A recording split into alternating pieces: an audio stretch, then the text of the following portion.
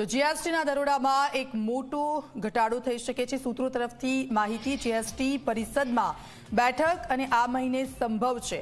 GST પરિષદની બેઠકમાં કોઈ નિર્ણય લેવાઈ શકે છે। 12%ના જીએસટી સ્લેબને ઘટાડીને 5% કરાઈ શકે છે।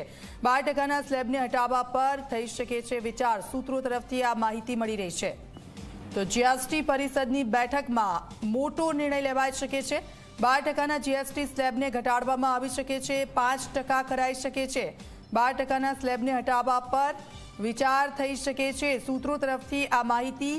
હવે આ બેઠક પૂરી થશે ને ત્યારબાદ જ ખબર પડશે કે આખરે શું નિર્ણય લેવામાં આવ્યો છે। જીએસટી પરિષદની બેઠક આ મહિને સંભવ। જીએસટી પરિષદની બેઠકમાં કોઈ મોટો નિર્ણય લેવાઈ શકે છે।